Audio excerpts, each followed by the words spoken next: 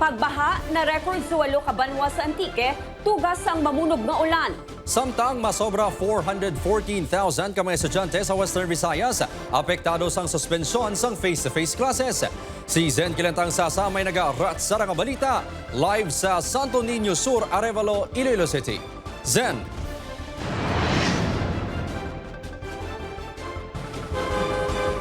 Kim Lin, mamunog nga ulan sa gihapon ang maeksperiensyahan subong nga gabi sa Western Visayas kag Negros Occidental. Gani ginapaaligmat ang mga nagaistara sa flood-prone areas. Makitaan sa video ang baha sa dalan kag mga pamalay sa barangay Kalala, Hantik, Antique. Tuga ini sang malawig nga pag-ulan kahapon bangod sang habagat nga ginpabaskog sang Bagyo Inday. Sa monitoring sang PDRRMO Antique, nagsaka man ang level sang tubig sa kasubaan. Nagpatigayon sang preemptive evacuation sa 22 ka kabarangayan sa 8 ka banwa sa probinsya. Bangod sang pagbaha, 1,307 ka pamilya ang gin-evacuate. 71 ka mga pamilya ang nagpabilin pa sa evacuation center. Po basi nga may mga madalom mga pagbaha sa kanya nga gina-expect natin. So padayon no ang ating pagtudlo sa mga warning kag information.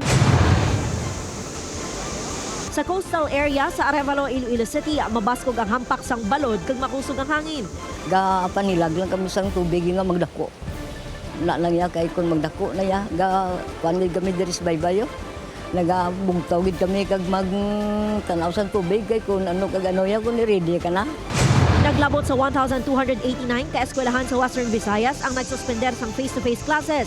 414,000 ka mga estudyante ang apektado. And automatically we shifted our learners to alternative delivery mode. Apisar na hindi direkta ang apektado sang Bagyo Inday ang rehiyon na maka-eksperyensya sa gihapon sa maulanan nga tiyempo subong nga gabi bangod sang habagat. Amo ini ang nagadala sa mga pag-ulan diri sa aton sa may Western Visayas ay labi na sa bahin sang Antique.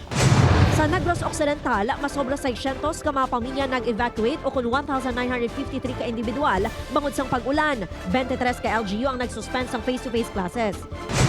Sa banwa sang Hinigaran, 18 ka balay sa coastal area sa barangay Tagda kag Pilar ang nagkalaguba matapos naglabay ang buhawi kahapon. Ka mga partially damaged nga panimalan. Panugyan lang gyapon no sang provincial government Negros Occidental is padayon gyapon kita nga mag-monitor sa weather advisories. Kim, suno sa pag-asa, posible nga magagwa ng bagyo sa buwas sa aga sa Philippine Area of Responsibility kag lauman nga mangin manami ng tiyempo sa Domingo. Kim? Madamong gid nga salamat, Zen Kilentang Sasa.